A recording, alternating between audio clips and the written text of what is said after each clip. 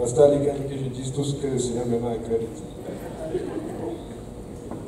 ne sais pas si c'est sage. Alléluia. Parce que des fois, le Seigneur te dit de dire quelque chose, là, tu dis, Seigneur, comment je vais dire ça? À telle fois, à telle soeur. Donc, je vais essayer de dire ce que le Seigneur me met à cœur de dire.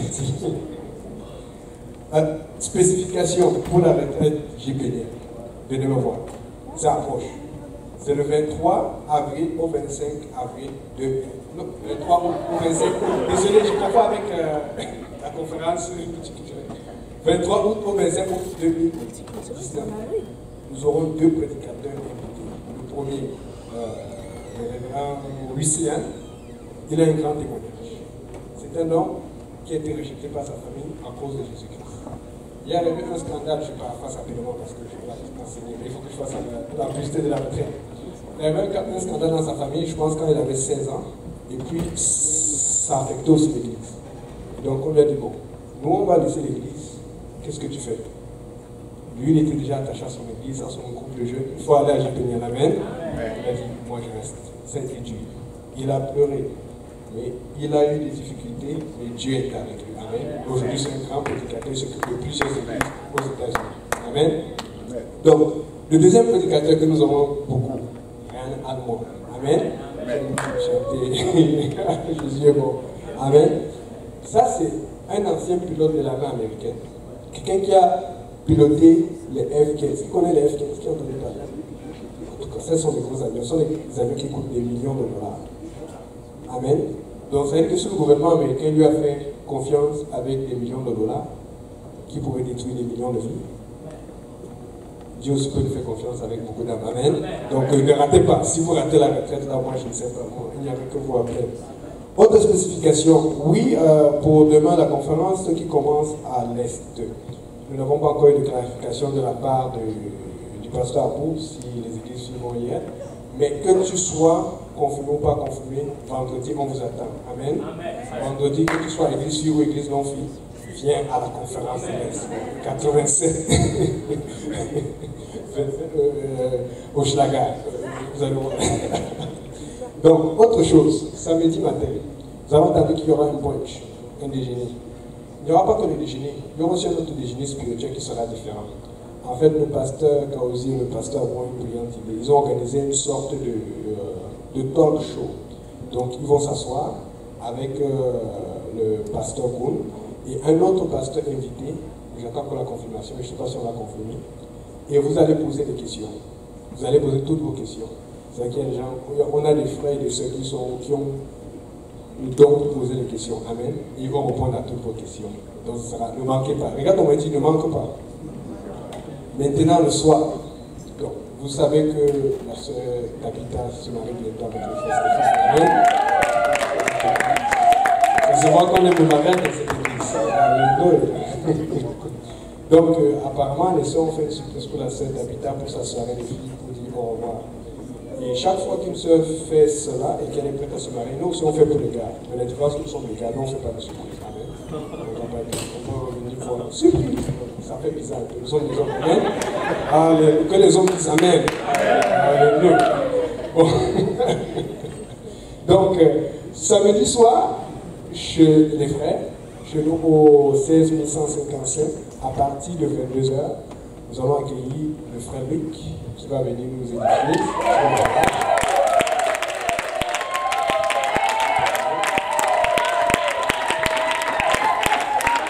C'est bien tombé parce que j'étais pas là, mais ce n'est pas tout. On va aussi inviter un ancien vieux de la vieille qui a l'expérience là-dedans, le frère Mouto.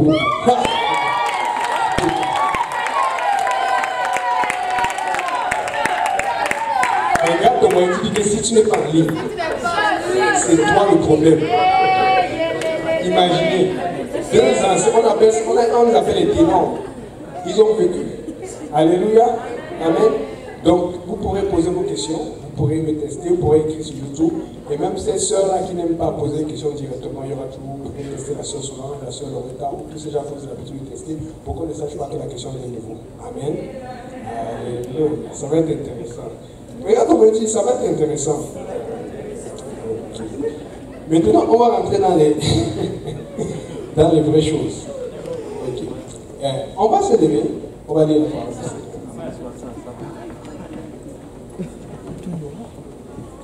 Jean chapitre 8, verset 58.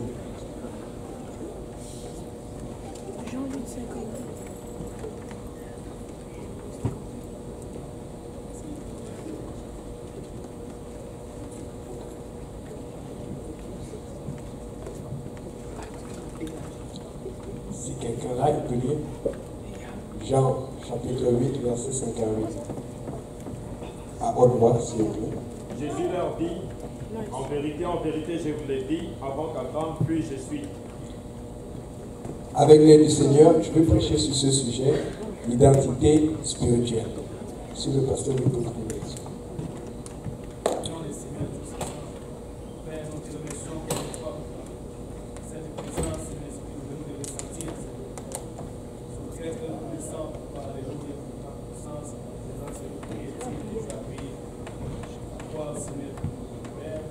Voici ton serviteur, télémano aujourd'hui, Jean, la chair, et bien fait. Seigneur, nous savons qui nous sommes. Nous sommes des hommes naturels, des hommes charnels pour toutes les choses spirituelles. Seigneur, oins ton serviteur, et que nous parle, Seigneur Jésus-Christ, avec onction. Nous parle sans faveur, ni crainte, ni hésitation, Seigneur. Mets nos cœurs, Seigneur Jésus-Christ, réceptifs pour recevoir ta parole, Seigneur. Qu'elle trouve une place dans nos cœurs, qu'elle gère pour que les fruits qui se nous conduisent jusque dans la vie éternelle. Avec action de grâce, nous te prions au nom de Jésus, que tout le monde dise au nom de Jésus. Au nom de Jésus. Alléluia. Vous pouvez vous asseoir. Amen. Regarde ton voisin, regarde ta voisine. Dis-lui, quelle est ton identité? Qui a une carte d'identité ici? Sortez vos cartes.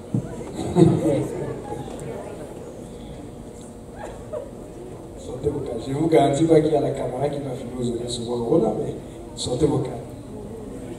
Vous avez remarqué? J'ai l'impression que plus d'hommes ont sorti les cartes que les sœurs. Vous savez pourquoi? Parce qu'ils font attention même jusqu'à la carte d'identité, l'image et la photo qui est dessus. J'ai remarqué ça plusieurs fois quand on allait faire le permis de conduire. Les sœurs pouvaient changer la carte 3 ou 4 fois. Parce que la photo n'était pas bonne. Et dit, mais on va me voir. On va voir comment je suis. Et souvent, ce qu'elles vont faire, c'est qu'elles vont prendre une ancienne photo là où elle était bien mince. Là où tout allait. Là où c'était comme elle sentait qu'elle brillait. C'est l'angle du soleil devant avec la photo. Et puis elle va mettre dessus avec la photo. Et tu vois, dès qu'elle monte vite sa carte, ça qu'elle a montré la photo. Donc, mais ça sert à quoi la carte d'identité? Quelqu'un a une idée? Pourquoi on te demande ta carte d'identité? Pour t'identifier, pour savoir qui tu es, ton âge. C'est une des raisons pour laquelle les gens cachent leur carte. Parce qu'ils ne veulent pas connaître leur âge. Donc ça parce qu'on a beaucoup de détails sur toi. On a beaucoup d'informations sur toi. Tu peux faire toujours qu'on imagine de l'or, ah, lui il est comme ça, lui il est comme ça, il est comme ça. Amen. Mais il y a des détails que souvent tu peux partager, mais il y a des détails que tu ne veux pas partager. Amen. Donc, pour ceux qui sont sur Facebook, qui a déjà entendu parler du challenge dernier? D'ici, vous vous rappelez, ça avait chauffé, c'était très à la mode. Ils ont fait ça aussi sur Instagram, n'est-ce pas? Tu voyais des gens qui faisaient leurs photos il y a 10 ans. Ouais, Facebook fait ces choses. Qui font les photos 10 ans plus tard. Et les gens, vous allez voir, la plupart des gens qui ont participé, c'est des gens qui sont restés plus ou moins sans changer. Mais les gens qui n'avaient pas réussi à ne pas beaucoup changer, ils n'ont pas fait cela parce qu'ils étaient gênés, ou ils avaient honte, ou peut-être qu'ils ne voulaient pas participer. Amen. Mais tu peux voir les gens qui étaient fiers. Vous voyez comment j'étais il y a 10 ans. Regardez, je n'ai pas changé. Il y avait d'autres qui avaient vieilli, bien sûr. Amen.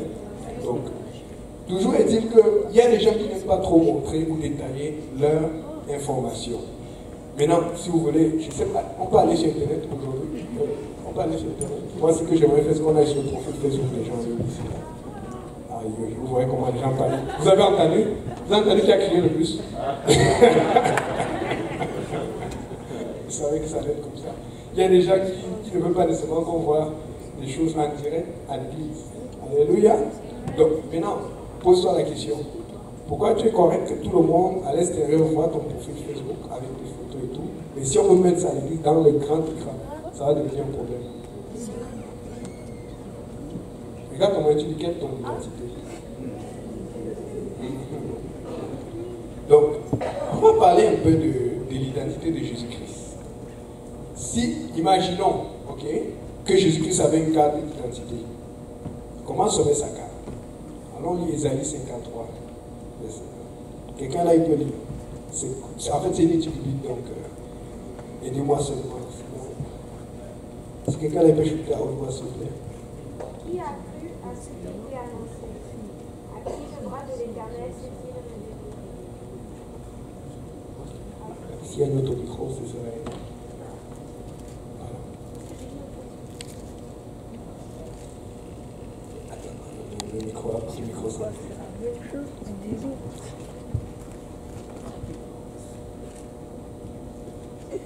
Qui a cru à ce qui nous était annoncé? Qui a reconnu le bras de l'Éternel? Verset 2.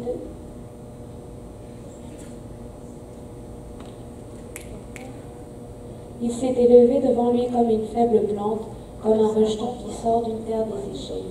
Il n'avait ni beauté ni éclat pour attirer nos regards, et son aspect n'avait rien pour nous plaire. Maintenant, quand on regarde cela, ça veut dire que si Jésus-Christ avait une carte d'identité, tu vas regarder comment tu vas aller voir ça. Tu vas, parce que d'habitude, moi pareil, il n'y a pas que ce soit moi aussi. Quand je faisais ma carte d'identité, je faisais quand même attention. Amen. Quand on te dit, mets-toi debout là bien, là, tu te mets toi, parce que tu as parlé que nous sommes conjoints, toi, tu as un problème. Mais lui, il ne faisait pas attention à cela. Donc, on peut dire, sans péché, sans paniquer, que Jésus-Christ était laid. Parce que personne n'aime être laid, tout le monde est beau ou belle. Amen. C'est pour ça que nous sommes tous beaux ou belles ici. Amen. Alléluia. Et donc, si le physique n'intéressait pas Jésus-Christ, alors, c'était quoi son identité? Alors, regardez donc dans Ésaïe 61, verset 1 jusqu'à 8. Quelqu'un peut shooter. L'Esprit du Seigneur, l'Éternel, est sur moi. Car l'Éternel m'a oint, il m'a envoyé pour apporter de bonnes nouvelles à ceux qui sont humiliés, pour penser ceux qui ont le cœur brisé, pour proclamer aux captifs la délivrance et aux prisonniers leur élargissement, pour proclamer une année favorable de la part de l'Éternel et un jour de vengeance de notre Dieu, pour consoler tous ceux qui ont le cœur brisé, pour apporter à ceux de Sion qui sont dans le deuil, pour leur donner de la splendeur au lieu de cendre, une huile de joie au lieu du deuil, un vêtement de louange au lieu d'un esprit abattu, afin qu'on les appelle térébintes de la justice, plantation de l'Éternel, pour servir à sa splendeur. Okay. Maintenant, cela est confirmé par Jésus-Christ, parce que si on parle de l'Éternel, Amen, et on sait que Jésus est Dieu, manifesté en chair. Quelqu'un peut lire Luc chapitre 4, verset 17 à 22.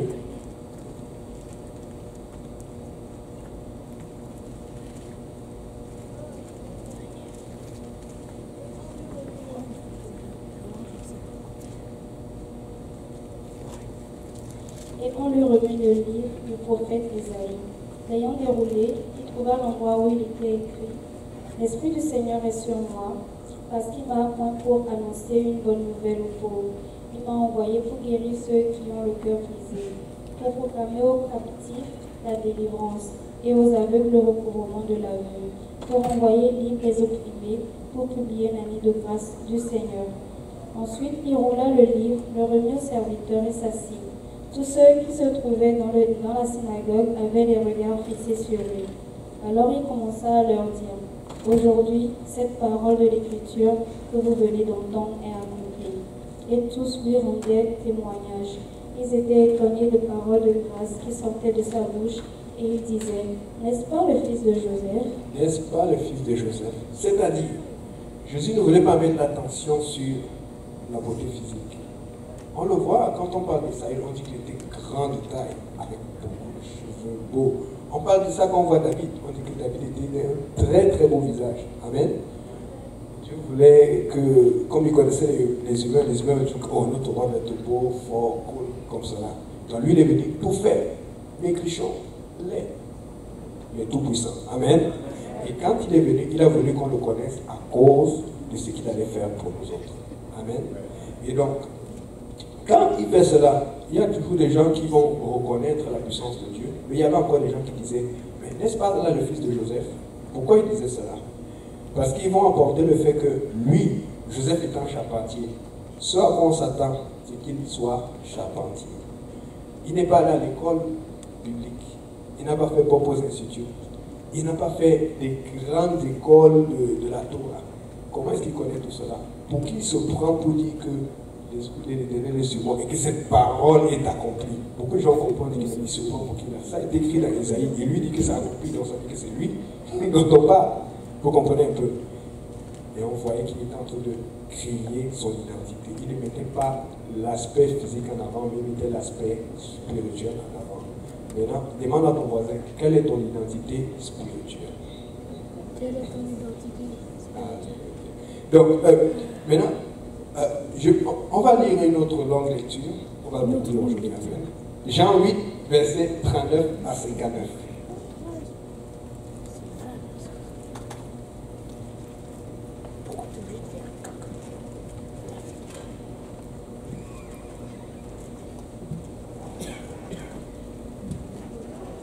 Jean 8, ouais, c'est ça, 39 à 59.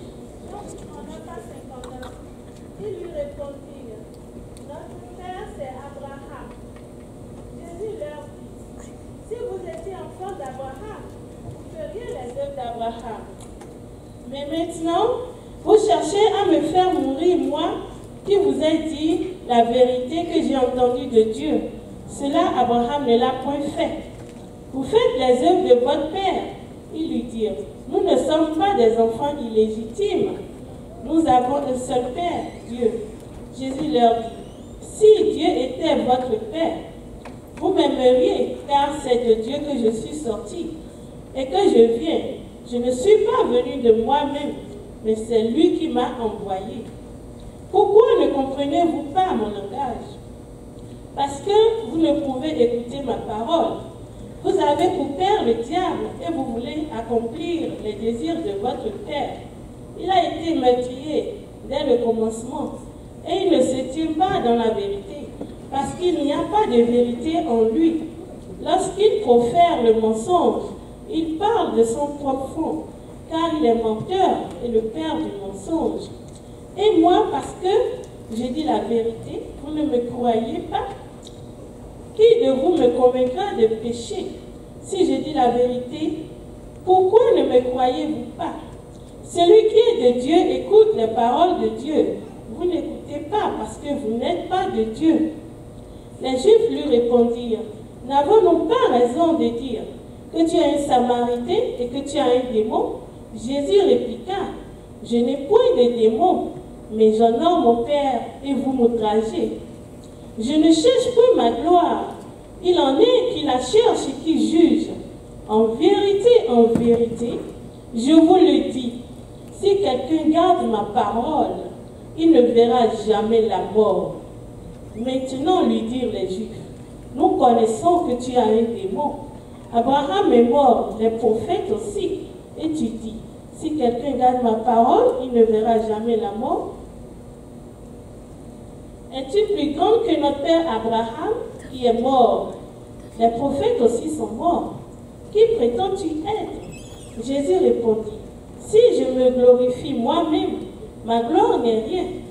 C'est mon Père qui me glorifie, lui que vous dites être votre Père et que vous ne connaissez pas. Pour moi, je le connais. Et si je disais que je ne le connais pas, je serais semblable à vous, un menteur. Mais je le connais et je garde sa parole. Abraham, votre père, a tressailli de joie de ce qu'il verrait mon jour.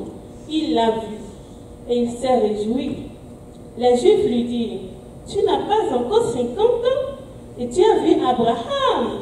Jésus leur dit, en vérité, je vous le dis, avant qu'Abraham fût, je suis là-dessus. Ils prirent des pierres pour les jeter contre lui. Mais Jésus se cacha et il sortit du temple. Amen. Ok, donc, si vous remarquez, pendant tout ce discours, il parle, Jésus réplique. Il parle, Jésus répond. Qu'est-ce que Jésus est parti pour se cacher? c'est quand on a commencé à vouloir le tuer, quand on a voulu le lapider. Donc, Jésus connaissait son identité. Amen. Vous devez connaître votre identité. Jésus défendait son identité. Vous devez défendre votre identité spirituelle. Amen. Mais si vous voyez qu'on veut lapider, là, vous avez le droit de vous cacher. Il y a des gens qui commencent à défendre leur identité quand ça devient chaud. Oups, on commence à dire, on va revenir demain. Non. Jésus est parti quand on a pris les cailloux. Amen. Et la Bible dit qu'il s'est caché. Il répliquait, il répondait. N'aie pas peur de défendre ton identité. Amen. Donc, maintenant, la Bible dit, quand il commence à dire quelque chose de sérieux, verset 58, il dit, en vérité, je vous le dis. Quand vous regardez l'Ancien Testament, je vais dire à d'autres personnes, mais je veux le répéter ici, là. Quand tu regardes l'Ancien Testament, comme c'est écrit en lettres anciennes, le mot en vérité n'est pas dans la Bible. Que ce soit toutes les versions, tous les codex qui existent. Vous savez quel mot qui est écrit? C'est le mot Amen. Amen. Mais comme les traducteurs veulent rendre ça cool pour donner du sens, ils vont dire en vérité, pour dire, ah, c'est sûr. Mais la Bible qui a été écrite au départ, l'original, c'est écrit Amen, Amen, en grec ancien, c'est-à-dire Alpha, Mu, Epsilon, Nu. Maintenant, on sait que Amen, ça veut dire oui, oui, je confie. Mais on sait que Jésus, ici, là, il dit Amen, Amen, après il déclare. Mais quand tu dis Amen, c'est pour confirmer, n'est-ce pas? Et d'habitude, quand je dis Dieu est grand, je dis Dieu est bon. C'est pour confirmer. Mais lui, il n'attend pas que tu dises qu'il est grand. Il dit Amen, Amen. Parce qu'il sait ce qu'il est. Amen. Il sait qui il est. Est-ce que tu sais qui tu es? Est-ce que tu connais ton identité spirituelle? Amen. Et donc, quand il dit en vérité, il te dit Amen, Amen. C'est-à-dire qu'avant même qu'il lui dise ce qu'il va dire, c'est déjà confirmé. Il n'a pas besoin que toi tu lui dises. Il connaissait son identité spirituelle. Il savait pourquoi il était là. Est-ce que tu sais pourquoi tu es sur cette terre? Est-ce que tu sais pourquoi tu es dans l'église aujourd'hui? Amen. Donc, là maintenant, quand on regarde toujours Exode, on voit qu'il avait aussi dit la même chose, je suis. Donc, on va comparer par rapport à quelqu'un dont Jésus a changé l'identité. On va parler de l'aveugle qui avait été guéri. Pour ça, là, je vais lire. Je lis Jean chapitre 9, vous pouvez suivre moi à partir du verset 1. Jésus dit, en passant un homme aveugle de naissance, ses disciples lui firent cette question. Rabbi, qui a péché? Cet homme ou ses parents, pour qu'il soit né aveugle? Jésus répondit, ce n'est pas que lui ou ses parents aient péché, mais c'est afin que les œuvres de Dieu soient manifestées en lui. Il faut que je fasse, tandis qu'il est jour, les œuvres de celui qui m'a envoyé. La nuit vient où personne ne peut travailler. Pendant que je suis dans le monde, je suis la lumière du monde. Après avoir dit cela, il cracha à terre, il fit la boue avec sa salive, puis il appliqua cette boue sur les yeux de l'aveugle. Il dit, va et lave-toi au réservoir de Siloé. Si on crache sur toi là maintenant. Et quand déjà que tu fais attention à ta carte d'identité. Vous savez, des fois les voix de Dieu, tu ne sais pas. Si ça fait mal, c'est normal. Si ce n'est pas confortable, c'est normal. Amen. On a craché, on a mis la terre. Et c'est pour ça que des fois le pasteur te dit quelque chose, ça te fait mal. Hier, le pasteur m'a offensé. Qu'est-ce qui est plus grave? Moi, je préfère qu'on m'offense à l'église ou ailleurs que qu'on crache sur moi. Hein? Ce n'est pas comme s'il avait de l'eau, il a mis dans la bouche. Amen. C'est qui? Vraiment. Et il a mélangé avec la terre. Il a appliqué comme ça. Il dit pas là. Tu vois les gens qui font ça. Amen. C'est comme si ils avaient pris un truc qui est assis. Maintenant, l'homme qui signifie envoyé, et il alla, se lava, et s'en retournant, voyant clair. Verset 8. Ses voisins et ceux qui auparavant l'avaient connu comme un mendiant disaient, n'est-ce pas celui-là qui se tenait assis et qui mendiait? Les hommes disaient, c'est lui, d'autres disaient, non, mais il lui ressemble. Amen. C'est-à-dire que les gens vont te voir, ils vont te dire que voilà son identité. C'est un mendiant, c'est un aveugle. Mais toi, tu vas dire non, non, non, non, j'étais peut-être comme ça, mais Dieu m'a changé. Voici mon identité, voici ce que je suis. Donc, je suis en train de dire à quelqu'un que si tu es dans l'église aujourd'hui, si tu cherches Dieu aujourd'hui, oublie le passé. Tu vas être une nouvelle créature. Amen. Dieu veut te donner une nouvelle identité. Parce que des fois, tu peux être à l'église depuis très longtemps, mais tu n'as pas encore trouvé c'est quoi ton identité. Mais la Bible dit, verset 9, alors ça devient intéressant. Il dit, je lis ici, et les uns disaient c'est lui, et d'autres disaient non, mais il lui ressemble. Et lui-même il disait c'est moi. Donc il confirmait que c'est moi qu'on a guéri. Il témoignait, il n'avait pas peur de témoigner. Mais toujours, c'est bien de faire des recherches. Quand tu vas regarder l'Ancien Testament, vous savez, aujourd'hui on a beaucoup de trucs en ligne. Tu peux avoir des codex, des vieux codex qui sont à Londres, qui sont au Vatican, tu peux avoir ça en ligne maintenant et tu peux comparer. Maintenant, si tu vas regarder en ligne, regarde la phrase là, tu peux regarder la fin de phrase du chapitre 9, verset 9. C'est moi-même qui l'a dit. Ça équivaut à Igo Emi. Igo Emi, c'est ce qui est dit quand Jésus dit je suis. Vous vous rappelez, non? Quand tu as lu Jean 8, verset 58. Jésus a dit avant qu'Abraham fût, je suis. Quand tu regardes Exode, je crois, 3, 14, il dit je suis celui qui suis. C'est toujours Igo Emi qui écrit. Amen. Mais bizarrement, je ne sais pas comment les traducteurs ont fait cela. Pourquoi ils mettent là-bas c'est moi et à l'autre ils mettent je suis. Maintenant, c'est le même, c'est écrit pareil. Quand il dit c'est moi-même. Donc, maintenant, si je fais les calculs pour la mathématique, si on dit que A égale à B et B égale à C, ça veut dire que A égale à C, n'est-ce pas? Donc, partout où tu vois C, tu peux remplacer par A. On me suit, n'est-ce pas? C'est la mathématique basique. Amen. Donc, maintenant, quand je vais alors dans Jean 8, verset 58, si je voulais remplacer la phrase de Jean 9, dans Jean 8, c'est-à-dire qu'il allait dire que avant qu'Abraham fût, c'est moi-même. Jésus t'a dit depuis longtemps que c'est lui Dieu, mais ils n'ont pas compris. Même les traducteurs, quand ils ont traduit, ils ne se rendaient pas compte qu'il est en train de montrer que c'était lui Dieu. C'est exactement, il n'y a pas de... Vous savez, des fois, il y a peut-être des ajustements du Parlement quand tu as un truc accusatif, dominatif, c'est exactement la même phrase. Amen.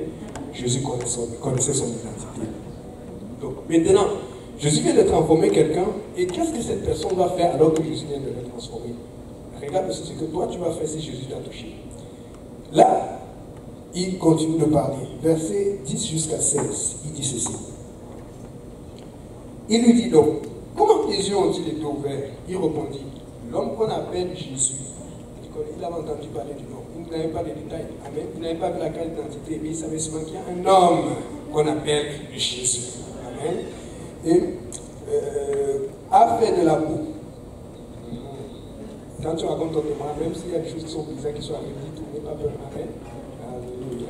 A fait de la boue, a oint mes yeux et m'a dit, va au réservoir de Siloé et lave-toi. J'y suis allé, je me suis lavé et j'ai retrouvé la vue. Il lui dit, où est cet homme? Il répondit, je ne sais, je suis guéri.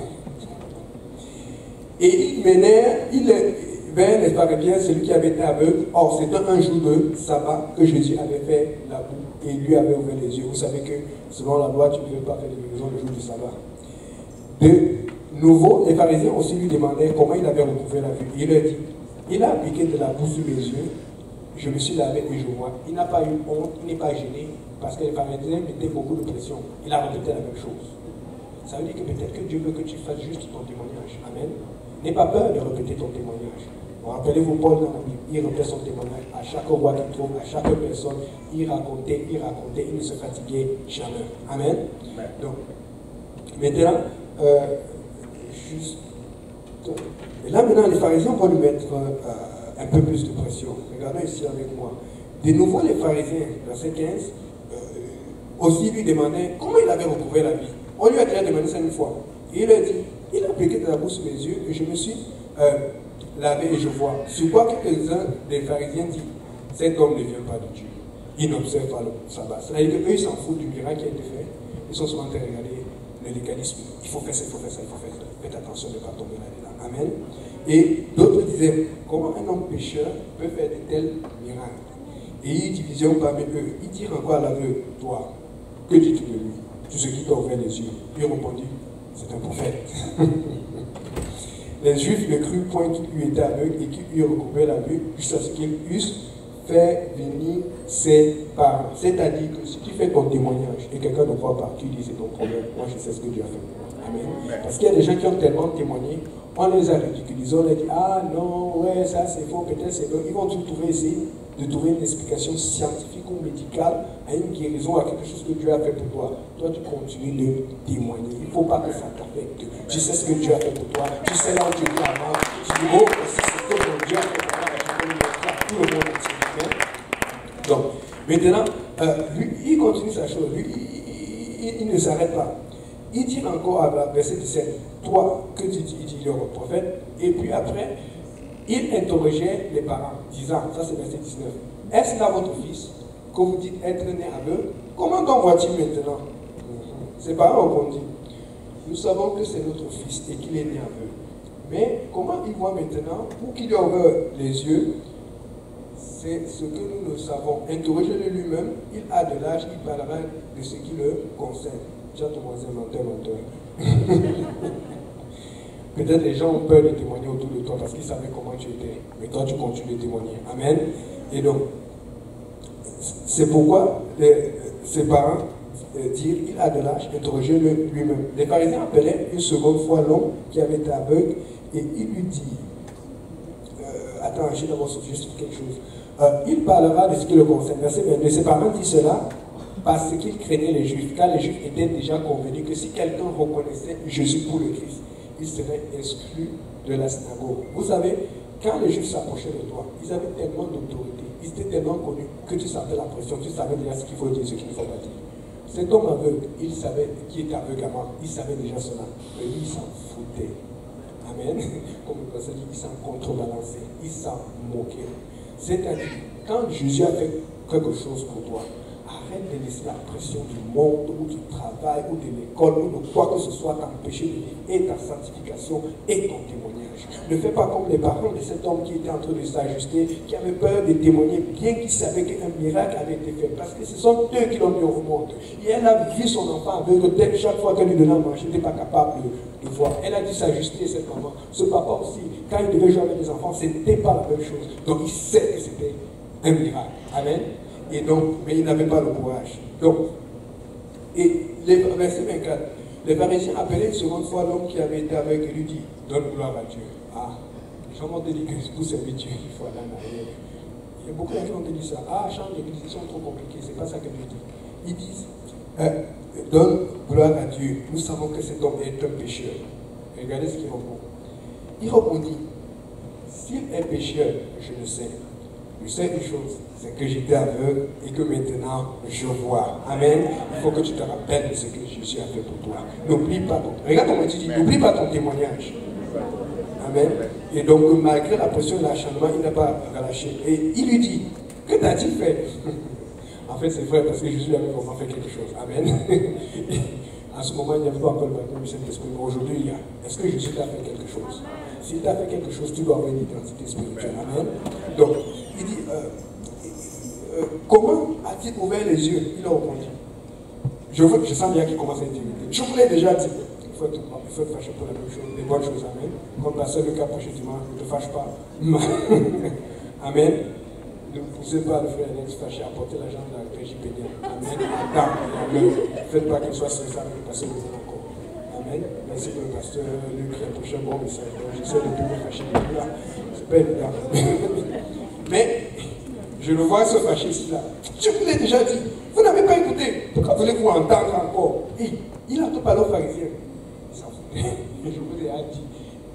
La synagogue, pas de synagogue, il avait Jésus. Amen. Amen. Et donc, il dit, je vous l'ai dit, pourquoi voulez-vous. Après, il dit, et vous n'avez pas écouté. Pourquoi voulez-vous l'entendre encore? Voulez-vous aussi devenir ses disciples? Il est injurié et dit. C'est-à-dire qu'il est injurié. C'est-à-dire qu'eux qui sont supposés être des pharisiens, ils commencent à injurer. Mais c'est Jésus qui est pécheur.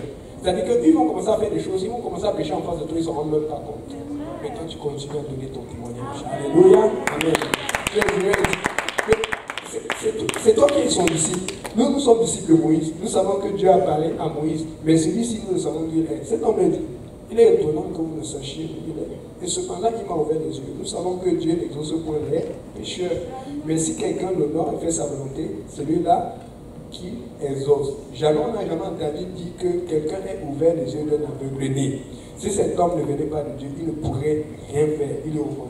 Tu es né tout entier dans le péché. et tu nous enseignes. Et il le chassait. Et attends qu'on te chasse ou qu'on te lance les cailloux avant de lâcher. Tu ne lâches pas. Tu donnes ton témoignage. Tu parles. Tu plaides de la voix. Tu bois de l'eau. Tu dis, oh, le Seigneur a fait ça pour moi. Le Seigneur a travaillé pour moi. Tu ne lâches pas. Amen. Tu ne lâches pas. Quand ça commence à devenir chaud, il y a des gens qui commencent à parler, on écrit sur Facebook, tel a fait ça. Non, le pasteur là, ça ne veut pas. On ne peut pas parler de moi comme ça là. Je suis quand même Tu es quoi? Dieu t'a changé. Tu es ce que Dieu a voulu que tu deviennes. Tu n'es plus ce que tu étais avant. Amen. C'est pour ça que dorénavant, quand on vous demande la carte d'identité, n'ayez pas peur de sortir. Sinon, tu as encore un problème par rapport au passé. Amen. On va faire le test tout à l'heure. Donc, maintenant, la Bible dit que Jésus a pris, verset 35, qu'il l'avait chassé, il l'a rencontré, il lui dit, crois-tu au Fils de Dieu? Et Jésus se présente à lui et puis se prosterne. Si vous comprenez bien, Jésus aurait pu le rencontrer avant. Mais Jésus a appris qu'il avait été chassé. C'est là où Jésus s'est arrangé à le rencontrer. C'est quand on va te chasser que tu vas te rapprocher de Dieu. Parce que des fois tu dis, ah Seigneur, parle-moi souvent, ça va aller. Passe par là où Dieu te fait passer. Passe par le pressoir. Écoutez, la meilleure façon de te rapprocher de Dieu, c'est de passer par les épreuves. N'aie pas peur des épreuves, dis Seigneur, aide-moi. C'est quand on l'a chassé que Jésus a tout fait pour le monde. Et quel sera qu'on a chassé à cause de moi? Donc lui aussi n'a pas peur des cailloux comme moi. Vous comprenez un peu? Donc dis à ton voisin, n'aie plus peur des cailloux. N'aie plus peur du rejet. Amen. Alléluia. Donc regardons un peu cela. On va parler un peu de l'identité de Paul. Un grand persécuteur de l'Église. Tout le monde a entendu parler de Paul, non? Il a persécuté un tueur, un pharisien, tout ce qu'il ne fallait pas. Donc, mais il a été utilisé par Dieu. Quelqu'un peut lire Acte 19, verset 11 jusqu'à 17.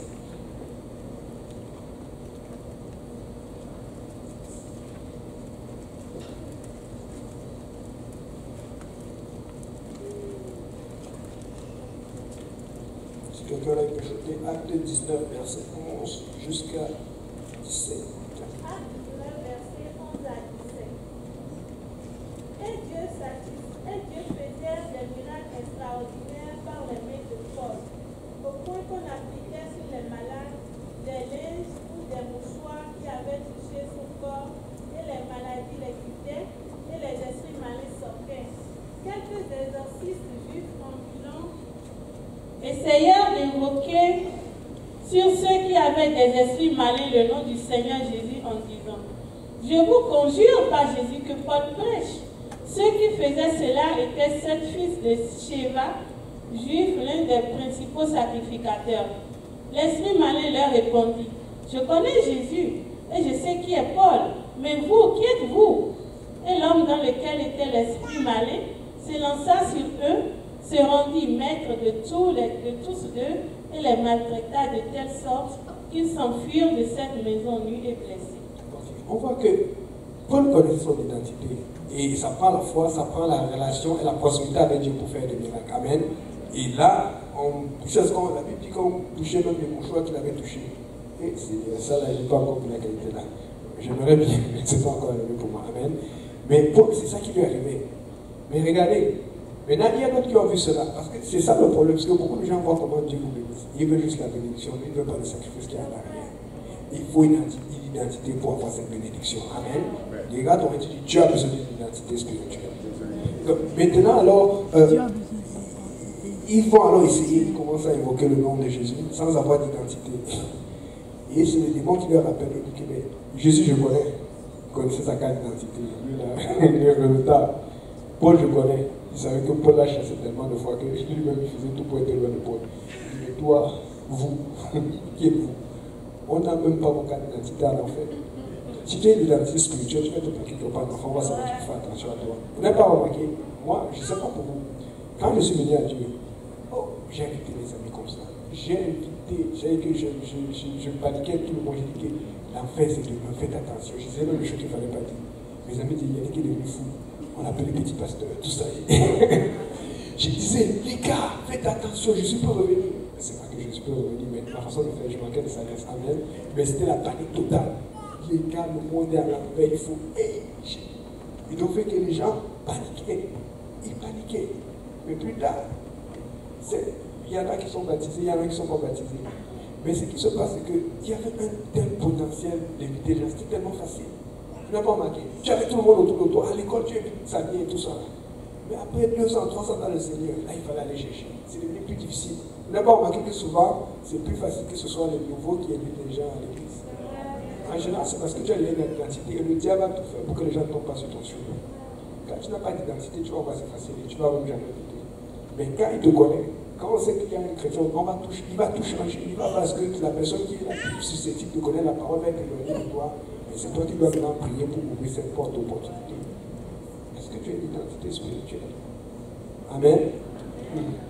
Donc, et maintenant, on va voir les faits. Parce que quand tu es une identité spirituelle et que tu n'as pas peur et que tu fais ce que tu te dis, c'est celui qui a la peur. Mais il faut que tu agisses par la foi. Amen. C'est comme ça que tu vainques la peur. Parce que le problème de la peur, c'est que quand tu as peur, tu ne fais rien, ça devient le tout. Et là, tu es en train de pécher contre Dieu. Mais quand tu as peur, mais tu agis quand même, ça devient la foi. Parce qu'il y aura toujours la peur. Mais tu agis pourquoi? Parce que tu as la parole avec toi, tu as la parole du pasteur avec toi, tu as l'homme de Dieu, tu as les écritures, tu as les révélations, tu as Dieu qui t'encourage. Retenez ça, c'est très important. Parce que moi aussi, je suis passé par là et je passe très souvent par là. Il y aura toujours la peur. La peur d'échouer.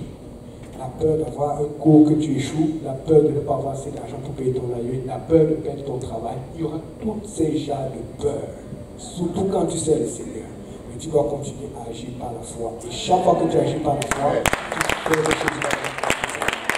Et c'est ça qui passe que Dieu te soutient, parce que Dieu il aime la foi. Parce que rien ne lui est impossible. Mais alors qu'il sait que tu as peur et que c'est impossible, tu dis ok, parce que je sais que c'est écrit. Parce que je sais que mon pasteur m'a dit, parce que je sais que c'est ce qui est recommandé par l'Église, je vais le faire. C'est pour ça qu'il y a beaucoup de choses qu'on ne comprend pas, mais on fait juste confiance à Dieu. Amen. Très important. Donc, regardons les faits alors. Donc, je lis au verset 18. La Bible dit au verset 18, plusieurs de ceux qui avaient cru venaient confesser et déclarer ce qu'ils avaient fait. Et, imaginez, tu te rappelles, c'est moi qui ai volé ton argent. Aïe, c'est moi qui avais fait cela. C'est une chose que si on fait un service de confession ici à l'église, il y a des gens qu'on va chasser. On ne laisse pas toutes les personnes. Comme il dit souvent, il y aura les gens, les secrétaires, c'est les gens qui vont qui sont en train d'écrire. Et puis tu veux passer, il dit attends, tiens, moi je vais le faire. C'est là-bas, il disait tout. Mais il disait pour se sentir mieux, pour dire Seigneur, j'ai changé. Vous comprenez un peu? Il ne disait pas pour que l'autre sache. Quand quelqu'un se confie en toi, ce n'est pas pour que tu as fait ça. Non, c'est pour que tu pries. Amen. Et c'est pour que tu l'aides alors qu'elle est en train de chercher à trouver son identité. Aujourd'hui, c'est devenu difficile parce que même après avoir prié pour la personne, donc tu as fait. Il disait tout, il déclarait tout. La raison pour laquelle il déclarait tout, c'est parce qu'il était sûr que c'était fini, c'était hier. Si tu n'arrives pas à tout déclarer, ça ne veut pas dire que tu vas venir ici prendre le micro et tout déclarer. Si tu n'arrives pas à tout déclarer à l'homme, parce qu'il y a toujours quelqu'un à qui tu vas parler. L'homme de Dieu, un frère ou celui qui te donne le Dieu. Tu as besoin de te confier. Tu as besoin qu'on sache où tu es, ce que tu fais, pourquoi tu fais cela. Amen. Tu as besoin qu'on comprenne ta motivation derrière. Amen. Sinon, le diable va t'avoir. Mais quand tu le fais, c'est parce que tu éprouves un sincère repentir. Tu ne veux plus ton ancienne identité charnelle, tu veux ta nouvelle identité spirituelle. Amen. Donc, la Bible dit qu'il y a un certain nombre de ceux qui avaient exercé les arts magiques, ayant apporté leurs livres, les brûleurs devant tout le monde. On estima la valeur à 50 000 pièces d'argent, ce qui était beaucoup avant. Maintenant, vous savez que la plupart des sorciers et des sorciers, surtout au pays, ils se cachent. On entend que telle personne est bizarre, ils sont que la nuit. Amen.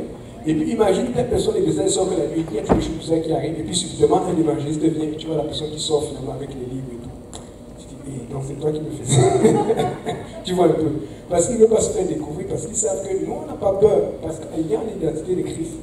Nous, on vit dans la lumière, eux, ils vivent dans les ténèbres, parce que Christ est énormément et éternellement plus fort que eux. Tu dois juste savoir contre qui tu te bats, tu dis au nom de Jésus-Christ, il est cuit.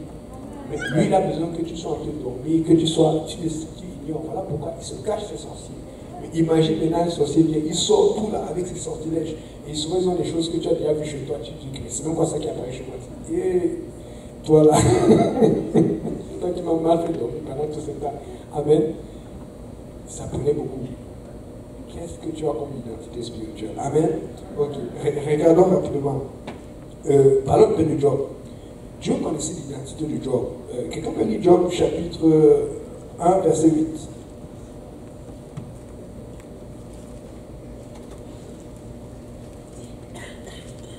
Je lis rapidement. Oui, c'est ça. L'Éternel dit à Satan, as-tu remarqué mon serviteur Job? Il n'y a personne comme lui sur la terre. C'est un homme intègre et droit, craignant Dieu et se détournant du mal. Tu sais, Des fois, tu connais ton identité. Mais des fois, Dieu va encore aller dire, est-ce que tu as vu tel frère? Est-ce que tu as vu telle soeur? C'est-à-dire que si tu as une identité, il y a un problème parce que Dieu va t'exposer. C'est pour ça que j'ai dit tout à l'heure de sortir vos cartes d'identité. Vous avez déjà été gêné. C'est-à-dire que quand tu as une identité, tu peux dire, sors ta carte. Il prend ta carte, il va montrer au diable. Il dit, non, Seigneur, ne fais pas ça. Tu me mets dans les problèmes, pour le problème. Parce que tu as confiance en toi. Il y a des gens qui aiment, il est fort dans le Seigneur, mais quand on parle du diable,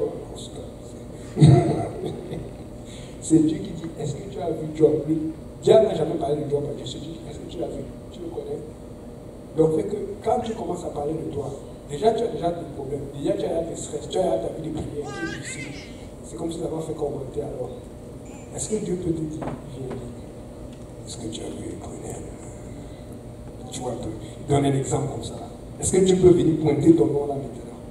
Je sais déjà que Dieu peut se faire spécialement, mais est-ce que Dieu peut faire? Parce que Dieu aimerait le faire pour tout le monde à l'église. Parce qu'il y a des gens, ils ont une identité spirituelle, mais dès que le problème arrive, l'identité change. On revient en arrière, on dit que oh, moi je ne suis pas entré à l'église pour la qualité là. Ça c'est trop loin.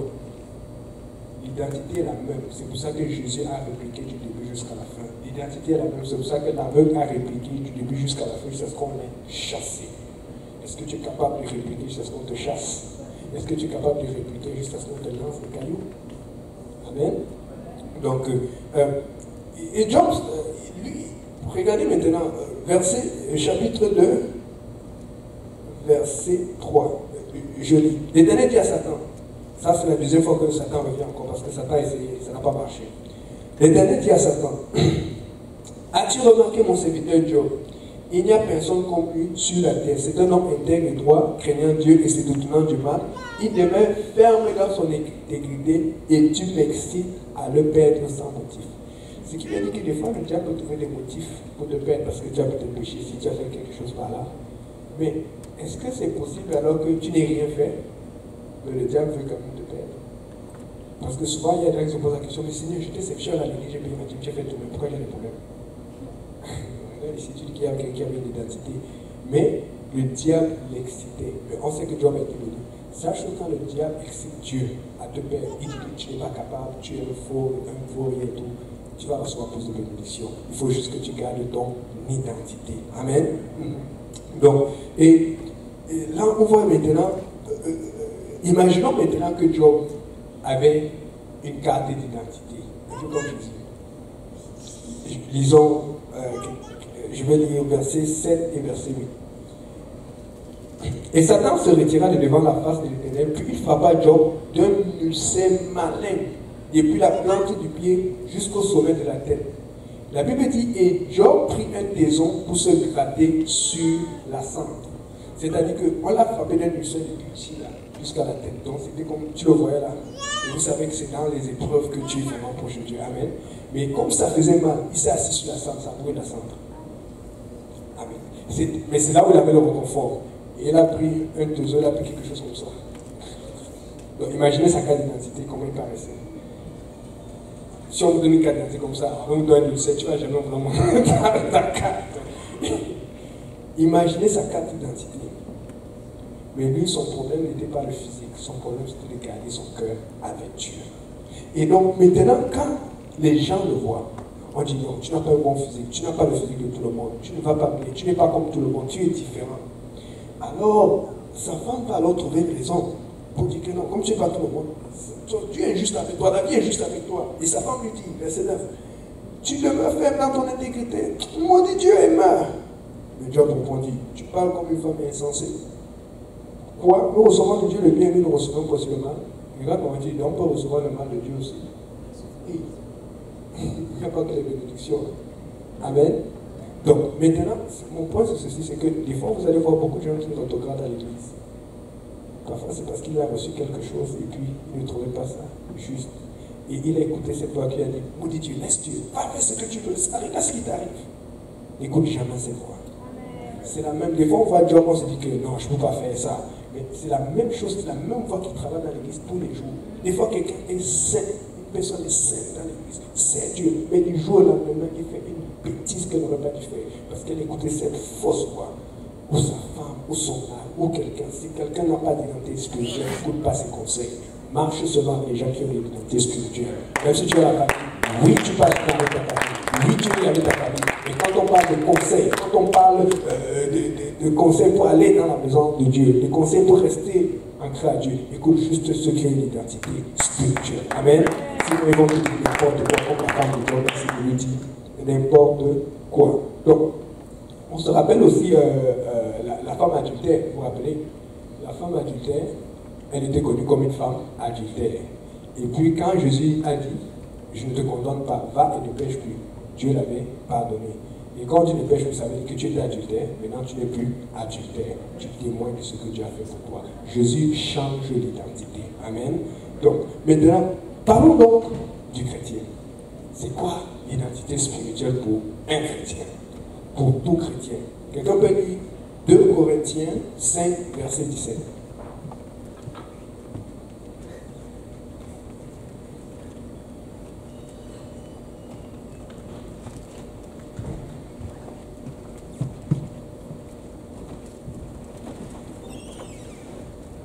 Si quelqu'un est en Christ, il est une nouvelle créature. Les choses anciennes sont passées, voici toutes choses sont devenues nouvelles. Si quelqu'un est en Christ, ton identité spirituelle commence avec Christ. Les choses anciennes sont passées, toutes choses sont devenues nouvelles. Alors, ce que le diable va essayer de faire tout le temps, c'est d'affecter ton identité pour que tu retournes dans le passé. Et tu dois lui dire, jamais, je suis maintenant comme cela. Je ne reviens pas en arrière, je garde cette identité que Dieu m'a donnée. Amen. Très important. Et maintenant, ce que je veux apporter, c'est que mais là où on perd beaucoup notre identité, où souvent on ne se retrouve pas à l'église, c'est parce qu'il y a un faux message qui est prêché dans beaucoup d'églises et beaucoup d'endroits au sujet de la grâce. Lisons Éphésiens 2, versets 8 et 9.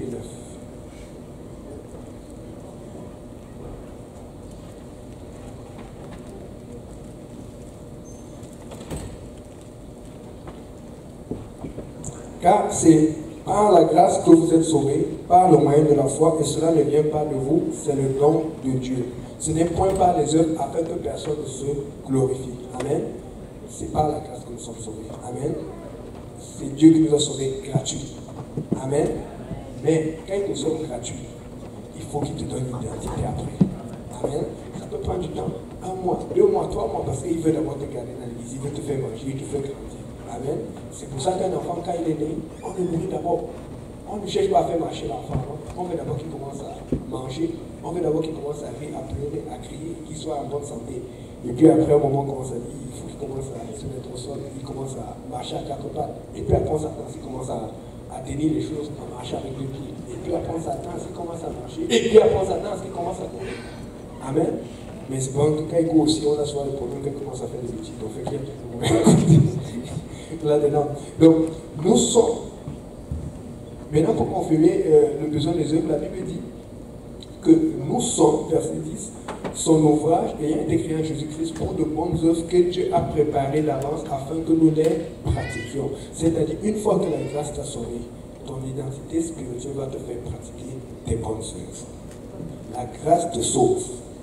Mais ce qui te garde dans la main du Seigneur, c'est l'identité spirituelle. Parce que si tu ne fais rien, le diable va vouloir te rendre ton ancienne identité. Tu ne peux pas rester au milieu. Il n'y a pas de milieu. Il n'y a pas de juste milieu. Il n'y a pas comme je suis équilibré ici. Il n'y a pas d'équilibre. Tu peux arriver là-bas ou tu vas régresser. Il faut comprendre cela. C'est comme ça dans le monde. Amen. Il n'y a pas un endroit où entre le ciel, non. Il y a l'enfer et il y a le ciel. Amen. Et c'est à toi de choisir où tu vas aller. Donc, et là, je lis aussi Tite, ce que quelqu'un l'a vraiment appelé, Tite chapitre 2, versets 11 et 12.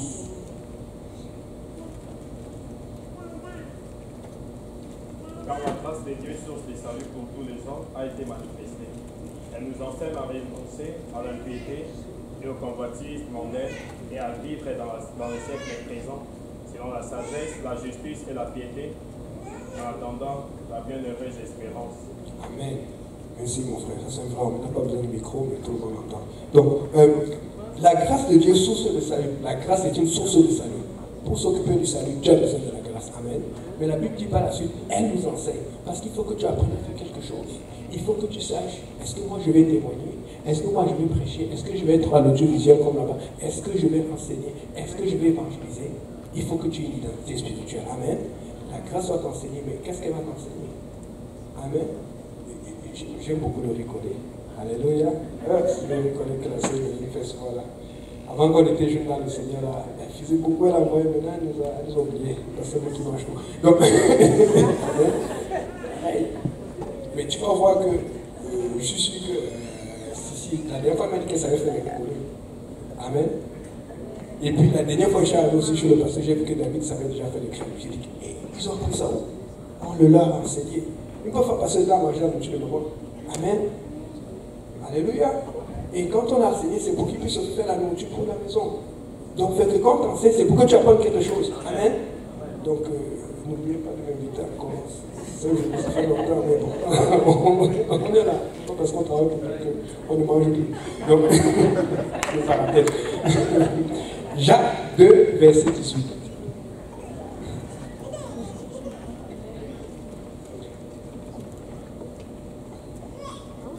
Mais quelqu'un dira, toi tu as la foi et moi j'ai les œuvres. Montre-moi ta foi sans les œuvres et moi je te montrerai ma foi par mes œuvres. Ça c'était l'identité spirituelle de Jacques. Et c'est lui qui prêche ici. Amen. Il a dit que tu ne peux pas juste dire que tu as la foi et ça suffit. La foi d'être active. Amen. Et la Bible dit que tu crois qu'il y a un seul Dieu, tu fais bien, les démons le croient aussi et ils tremblent. Veux-tu savoir ou convaincre que la foi sans les œuvres est inutile? C'est-à-dire que quand tu as la grâce, mais quand on te dit, tu as aussi besoin d'une identité spirituelle. Alléluia. Et on va terminer avec deux autres versets. On va aller dans Jean chapitre 14, verset 6 à 9. Ça, je vais lire. La Bible dit, Jésus lui dit, je suis le chemin, la vérité et la vie. Nul ne vient au Père que par moi. Si vous me connaissez, vous connaîtrez aussi mon Père. Et dès maintenant, vous le connaissez et vous l'avez vu. Maintenant, Philippe lui pose une question que nous tous nous connaissons. Seigneur, montre-nous le Père et cela nous suffit. Vous savez, quand je méditais, vous savez ce que le Seigneur m'a mis à cœur? Cette question-là, c'était vraiment une question piège. Il était sûr, il voulait vraiment connaître le Père. Pour quelle raison? Parce que tout le monde avait entendu dire que Jéhovah est glorieux, il est tout-puissant, il est saint, il est magnifique. Et si effectivement Jésus lui avait montré le Père, bien que Jésus soit le Père devant lui, il n'aurait plus jamais lâché le Père. Il se serait accroché à lui, il l'aurait adoré, mais Dieu n'avait tout pouvoir fuir, il n'allait pas le lâcher. Parce qu'il savait tous les pauvres qu'ils avaient. Mais le problème, c'est que Dieu connaissait ce qu'il y avait dans leur tête. Mais qui allait aller sauver les gens du monde qui étaient en train d'être perdus? Alors Dieu voulait montrer que si tu vois le Père, tu vas me voir. Mais quand il voyait Jésus, c'était trop dur. Il voyait comment Jésus souffrait. Tous les jours, il se lavait. Il se levait. Comment son habitude pour aller prier? Donc c'est ça qu'il faut faire.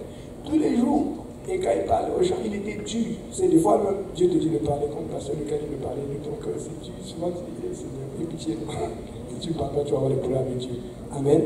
Et donc quand il voyait Jésus, c'est pas qu'ils n'aimaient pas Jésus. Ils aimaient Jésus. Mais ils n'étaient pas prêts à faire ce que Jésus faisait. Et c'est pour ça qu'il faut faire avoir le Père. Nous tous, on va voir Dieu. On va être avec Dieu. Mais tu veux voir Dieu, commence par faire ce que Jésus faisait. Il vit ce que Jésus vivait. Jésus avait son identité. Toi aussi, tu dois trouver ton identité. Amen. Et alors, toujours dans le même chapitre, Jésus alors leur dit, voici ce que vous allez faire pour avoir votre identité. Et on va finir avec le verset 12. Jésus leur dit, en vérité, on se rappelle encore. Amen, amen. Et là, il n'est pas en train de parler de lui. Il a te parlé directement de nous autres. Amen. Regarde, on dit qu'il a te parlé de toi. Il dit, amen, amen, je vous le dis. Celui qui croit en moi fera aussi les œuvres que je fais. C'est-à-dire que tu allais marcher, tu allais guérir les gens, tu allais évangéliser, tu allais parler de Dieu, tu allais honorer Dieu, tu allais changer le monde. Amen. Mais regardez, ce n'est pas fini. Il dit, et il en fera de plus grand parce que je m'en vais au Père. C'est-à-dire que je vais là où vous voulez aller en fait. Mais je vais commencer par ici là. Et on a vu Pierre, la Bible dit qu'il y a des gens qu'on a guéris parce qu'ils avaient été sous l'ombre de Pierre. La Bible dit que, on a lu ça tout à l'heure, il y a des gens qui ont été guéris parce qu'ils ont touché les mouchoirs que Paul avait touchés. J'ai vu une femme guérir d'une perte de sang parce qu'elle avait touché Jésus. Mais dans toute la Bible, je n'ai vu aucune personne qui était guérie par l'ombre de Jésus. Dans toute la Bible, je n'ai vu aucune personne qui était guérie par un mouchoir ou par quelque chose que Jésus a touché. Parce que Jésus voulait te dire que si tu cherches l'identité spirituelle, que tu es vraiment comme ça avec moi, tu vas faire autant et même beaucoup plus. Tu vas faire des choses que je n'ai jamais fait. Regarde ton moyen, tu dis, quelle est ton identité spirituelle? Que Dieu vous bénisse. Alléluia.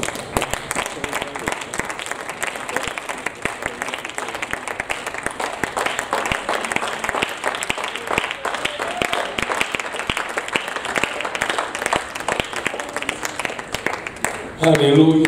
Gloire au nom de Jésus-Christ. Alléluia. Pour nous battre, nous mettons encore une fois pour notre Seigneur Jésus. Alléluia. Le Seigneur, alléluia. Tous. Garde notre identité spirituelle. Amen. Alléluia. Nous avons besoin de garder focus dessus. Alléluia. Et il ne reste pas beaucoup. C'est bien le verre. C'est sûr. Alléluia. Et qui croit qui va garder ces paroles aujourd'hui? Amen. Et le Seigneur nous a parlé tous. Alléluia. Il a fait un cheminement et nous a parlé de Jésus-Christ la veille.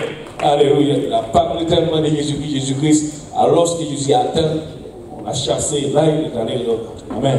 Gloire au nom de Jésus-Christ. Alors que maintenant, on arrive à l'heure. N'oublie pas de prier encore une fois pour notre pasteur et sa famille ici. On va prier pour l'avancement de l'église. N'oublie pas de prier aussi pour la conférence pour que le Seigneur amène plus de âmes. Amen. Nous voulons voir des âmes sauvées, Seigneur. Amen. Gloire au nom de Jésus-Christ. À Dieu soit la gloire. Merci, Pasteur Yannick. C'est vraiment poussant. Nous voulons garder vraiment notre identité. Alléluia. Et que Dieu vraiment nous ouvre les yeux pour voir. Alléluia. Nous avons la identité. Nous voulons garder cela. Amen. Gloire au nom de Jésus-Christ. Maintenant, nous allons prier le Seigneur. Amen. Et il a fini tôt, exactement à l'heure, mais il nous a parlé de la part de Dieu. Amen. Et qui a reçu quoi aussi? Qui a reçu de la part de Dieu aussi? Alléluia. Gloire au nom de Jésus-Christ. La parole de Dieu aujourd'hui. Et le bon, nous voyons, prions le Seigneur tous ensemble. Alléluia. Seigneur, nous te remercions, Papa, pour tout ce que tu as fait pour nous aujourd'hui. Père, merci, Papa, pour cette journée, Seigneur Jésus-Christ, tu nous as bénis par ta parole, Seigneur. Lorsque tu demandes, Seigneur, de garder notre identité, Seigneur Jésus-Christ, aide-nous, Papa, là où, Père, nous ne pouvons pas, Seigneur Jésus-Christ. Nous voulons juste tendre ta main vers toi. Nous savons, Seigneur, tu es là, notre aide. Papa, merci encore une fois, Jésus-Christ, pour Seigneur Jésus-Christ, le pasteur Yannick qui a parlé, Seigneur. Aide-lui encore, Papa, sagesse, lui, Père. Alléluia, ouvre-lui encore une fois, Seigneur Jésus-Christ, garde-lui dans marche avec toi, Seigneur. N'oublie pas, Seigneur Jésus-Christ, souviens-toi de notre pasteur en ce moment, Jésus-Christ, avec ce groupe. Alléluia, avec lui, Seigneur Jésus-Christ. Nous prions, Papa, que tu les gardes, préserve-le, Seigneur Jésus-Christ, Papa, étends ta main sur le Père. Alléluia, Seigneur, afin qu'il revienne ici en paix. Alléluia, saint et sauf, Papa. Alléluia, nous voulons encore placer, Papa, nous voulons déplacer, Seigneur Jésus-Christ, la conférence entre ces saints bois, Jésus-Christ.